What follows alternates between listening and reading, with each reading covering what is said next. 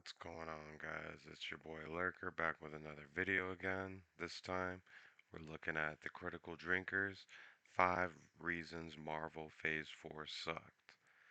Now, me personally, I didn't mind Phase 4, but there were a lot of new franchises that came out, so I could see how some people would have the Marvel fatigue, but let's just go ahead and jump into this video and see what the Critical Drinker has to say. I'll go ahead and link this original video in the description below. Drop down a comment or two. Let me know what you liked or didn't like about Phase 4. And let's just jump into it. Three, two, one.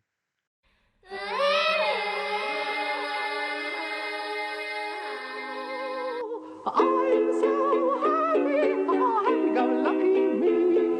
I just go my way, living every day. I don't worry. We find ourselves sinking ever deeper into clown world when it comes to the entertainment industry these days. Whether it's Jennifer Lawrence, remember about 5 years ago when she was a thing, proudly declaring that before Catnip ever spleen bounced into theaters. Oh yeah, I remember recently in the news she said that she was like the first Hollywood heroine in an action movie. That's crazy. That's a crazy take. To delight a whole generation of developmentally challenged 14-year-old girls, there had never been a female-led action movie before. That's right, Jen. Cinema was basically the world's largest sausage festival before your apple-cheeked visage graced our screens. Give yourself a nice big pat on the back, girl. Or mindless activists with literally nothing else going on in their lives bemoaning the fact that Wednesday Addams isn't portrayed as explicitly gay in her new Netflix series. Because clearly it's just not possible for two young women to spend any amount of time together without automatically wanting to bang each other. Somebody put me back in the fridge.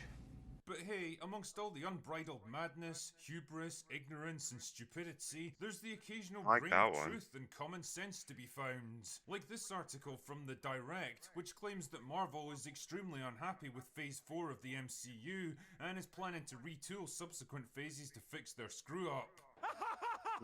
And I've got to admit, my first reaction to this was, no shit, Sherlock, I've been saying that for the past 2 years now. Aside Just from did one or too two many. success stories Too that many managed to movies, too recapture many some of the old shows. Marvel magic, not to mention turning an actual profit, Phase 4 has at best been a relentless deluge of bland, forgettable sludge, and at worst, a mounting series of creative and financial disasters that are turning people away in droves. Now, I could just sit back and laugh at the fact that Disney Marvel's greed and arrogance have finally caught up with them, but the drinker is a benevolent dictator, you see, and rather than just make fun of their failures, I thought it'd be better to turn this into a learning opportunity for all of us. So strap in as I take you on a whistle-stop tour of the top 5 reasons why Phase 4 sucked. Number 1, lack of creative direction. I said that before Phase 4 even Fair enough. began, that after the big blowout action of Endgame, there was no real overarching storyline left to drive things forward, no big looming threat that the heroes would eventually have to band together to combat, and as a result, there was no particular reason for people to stay invested in it. Well, they got King the Conqueror now. So, I mean, they do have an overarching villain. And they introduced him in Loki, and we're gonna get more of him in Ant-Man. So, I mean, it's not like there's not a big threat coming. There is a big threat coming. And well, it turns out I was proven exactly correct. The Infinity Saga was a piece of storytelling genius because it allowed even the most mundane and unremarkable movies to feel like they were part of something much bigger and more important. A rising tide lifts all ships, as they say. It always felt like it was building up to something huge. You find yourself tuning into movies that you might otherwise have skipped because you knew that sooner or later there would be some plot development, post-credits scene, or character revelation that would drive forward that big overarching narrative. and naturally you didn't want to miss it. But that big narrative came to a close with Endgame, and what they really needed to do with Phase 4 was move forward and establish a new threat, something just as big and dangerous and compelling as Thanos and the Infinity Stones, something that would grab the audience's attention, providing a new avenue to build up the tension Feel and like it'll get better anticipation. in And they time. really needed to make every movie feel like it was tied into that storyline somehow. Instead, what we got was a meandering and often disjointed series of movies and TV shows with no particular narrative thread or overarching theme to tie them together. It really felt like Phase 4 was a ship without a rudder, drifting aimlessly wherever the winds took it. It also didn't help that it was kicked off with a trilogy of crushingly weak entries. First up was Black Widow, a holdover movie featuring a dead character that might actually have been successful if it had come out 5 years earlier, and it wasn't shit. Then there was Shang-Chi, a movie so completely bland and forgettable that I genuinely struggle to tell you a single thing about it. The cast was boring, the writing was boring, and it felt like a movie that had no real purpose for existence. The fact that The it failed to fighting even was reach good. 500 million is a telling example of how unpopular it was. And lastly, there was The Eternals, which sank under the weight of its bloated cast, boring and meandering story, and ridiculously inexperienced director. There were a few Feel like Eternals would have been better as a Disney Plus series. Like if there was 10 episodes, they could have like a 10 episode season. They could have done a lot more with the Eternals franchise. I think.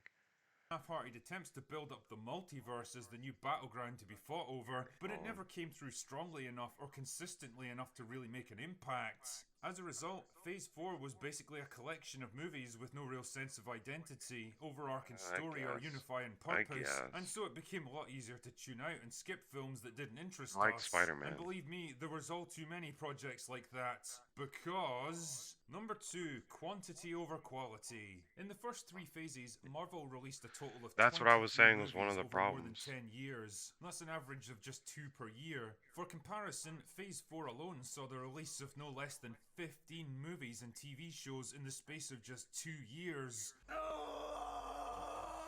It was a lot. And the result is that it just became fucking exhausting for audiences. Every few weeks it felt like there was another Marvel product shot out into cinemas and Disney Plus, and the more it happened, the less meaningful it became. The release of a new Marvel project used to be a big event. Yeah, some were definitely bigger than others, but it always felt significant somehow.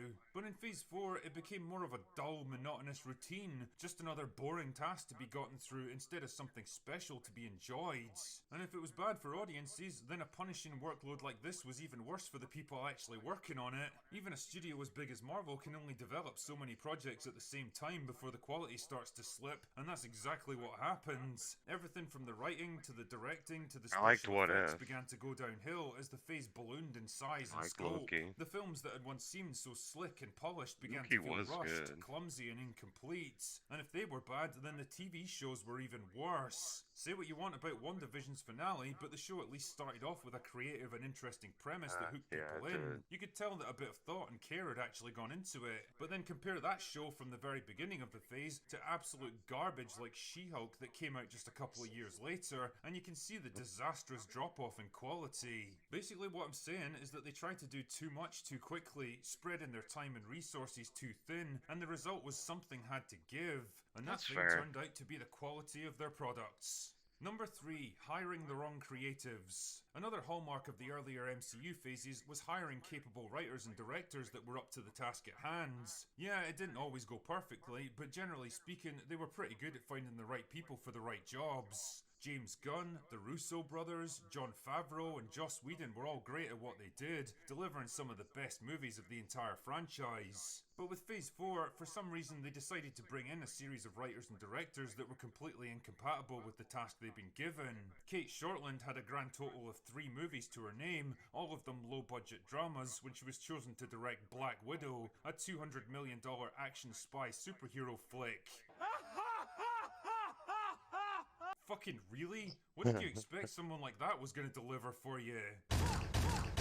Or how about Chloe Zhao, whose main claim to fame was Nomadland, a movie about a woman who drives around in a truck and talks to people, who was suddenly put in charge of a massive, big budget, effects heavy superhero film with a huge ensemble cast. That's like taking Mm-hmm. a convenience store worker and putting them in charge of a Fortune 500 company. Or Loki, an action sci-fi show about a former supervillain's search for redemption, directed by Kate Herron, an obscure British director who specialises in feminist comedy. Well, talk about a natural fit. Kind of explains why the show ended up the way it did. I think it was alright. I Or think Loki was She-Hulk, alright. a superhero legal comedy written by a team She-Hulk, of now people that's a who different openly story. admitted to not understanding how the law works, That's a or different being story. particularly interested in superhero storytelling, or understanding how fucking humour works, presumably. My point here is that while it's good to give newbies and unknowns a chance to prove themselves instead of just relying on the same predictable talent pool every time, you also have to be realistic about what these people are actually capable of. Hiring directors that have only worked on a handful of indie movies and expecting them to take command of enormous big budget productions is a recipe for disaster. You have to build them up, give them a chance to get up to speed, instead of just throwing them in at the deep end and hoping for the best. Number 4. Replacing established characters. Time waits for no man, and never is this more obvious than in the world of acting. After 10 years and more than 20 movies, a lot of the original MCU cast were looking to move on and leave their superhero days behind them. Normally that would be a good opportunity to refresh your lineup, bring in new superheroes and change things up a bit. But instead, Marvel's goal seems to be to just slot a different actor into the same character. Steve Rogers is retired as Captain America? No problem, we'll just have someone else take up the shield. Tony Stark is dead? Don't worry, we've got Riri Williams who can do all the same things he did. Natasha Romanoff is gone? That's fine, we've got a newer, cheaper version ready to go. Hawkeye's getting a bit long in the tooth? That's cool, we'll just have someone else with the same exact skill set take over from him. Chadwick Boseman passed away in real life? Not an issue, we'll just have his sister become Black Panther now.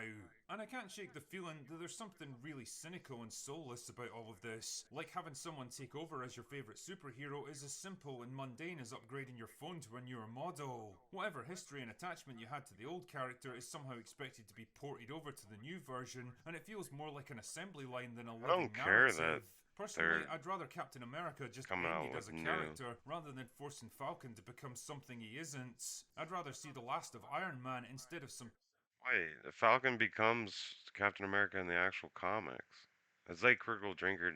I don't, I don't know if he is into the comics or not, but yeah, it's like everything that's happening now happened in the comics. And whether or not you care about what happens in the comics or not, I mean, the way that they introduce the new Captain America, the new Hawkeye with Kate Bishop, I think it was done pretty tastefully. All besides the She-Hulk movie, which just it was a nightmare. Even in the finale, they addressed that the writing of the show was not up to par. They made fun of themselves, and it just ended up backfiring. But let's get back to it. It's Cheap almost over. second-rate pretender taking up a mantle they didn't earn, and I think audiences are starting to feel just as jaded. Believe it or not, they're more than just mindless consumers that'll automatically move on to the next product. They're human beings with emotional attachments to these characters, and the more you try to manipulate them, the more pissed off they'll get. Number 5. Identity politics. Show me a male hero in the MCU and I'll show you a dozen females that are portrayed as smarter, stronger, and better than him in every way. Show me an American getting chastised for violating the rights of foreign citizens and I'll show you a platoon of Wakandans doing the exact same thing and getting applauded for it. Show me a white man being put in his place for being patronising, overbearing, or morally questionable, and I'll show you a metric ton of other demographics who get to behave in exactly the same way with zero repercussions. The I guess point I is, just there's don't a very clear care double about the standard in the identity MCU now, politics. and it's slanted very clearly in one direction. Men in general, and white men in particular, have basically been relegated to the lowest tier of the Marvel Marvel's hierarchy always now. been about Match them up against any identity other demographic, politics. either in a battle, a test of intellect, or a simple argument, and I can pretty much guarantee they'll come off worse. Every single time. And what's really awesome here is when Marvel literally contradict themselves in their own universe. Falcon and the Winter Soldier made a huge deal out of American reluctance to share much needed resources with people who need it most, while Wakanda gets to do the exact same thing and nobody bats an eyelash. Wanda gets to mentally and physically torture an entire town of innocent civilians and be praised for eventually letting them go, while the man who tried to stop her is apparently the villain of the piece. Sure. The antagonist from Black Widow is shown to be a morally reprehensible monster who enslaves women into becoming mindless killing machines, but his willing accomplice is treated as a goofy, likeable hero by virtue of her being female. Again and again, the MCU ends up tying itself in moral and dramatic knots trying to appeal to whatever the current socio-political trend is, or adhere to the increasingly nonsensical rules of social justice and identity politics. And without wanting to be too blunt about it, well, pretty much everyone wishes they would just fuck right off with this stuff. Politics is the death of entertainment, bludgeoning people over the head with issues and messages they're sick of hearing about. And all of this from a multi-billion-dollar There are a company of lot of questionable heroes moral now. standing, written by pampered narcissistic idiots that have never experienced a moment of true hardship in their entire lives, and performed by vacuous morons with grandiose delusions that they're changing the world by performing in forgettable corporatized trash. None of these elements by themselves are enough to sink a franchise as big as the MCU, but collectively they represent an increasingly heavy anchor that's pulling them down. The more they try to bombard us with preachy, pandering, low quality trash that goes nowhere, does nothing and says nothing of value, the more people will inevitably get turned away from it. So if there's a lesson to be learned from all of this, it's that you really can have too much of a good thing, and the moment a studio starts putting content, money making, or political activism ahead of quality storytelling, they're already sowing the seeds of their own demise. And it seems like those seeds are in full bloom for Marvel now. Anyway, that's all I've got for today. Go away Okay. now. Alright. Oh, well, I like the video, right? So what do you guys think? Drop your comments below. There are some things I agree with, and then there are some things I disagree with Critical Drinker on. Um, I do agree that they rushed out a lot of new heroes, but I kind of try to look at it more optimistically. You know, even the stuff that doesn't work, I mean, there's still a hero in there that's for everybody. Whether, you know, it's the new Captain America. I mean, you don't have to like the fact that it's Sam now and he's black, but, you know, it just shows that the story is progressing. Things are changing. That's good. It it would be boring if Tony Stark if they just went back in time and brought Tony Stark back so they just got rid of Death and then they brought back Black Widow's character. Like it's cool that they passed on the mantle. But anyways, let me know what you think down below.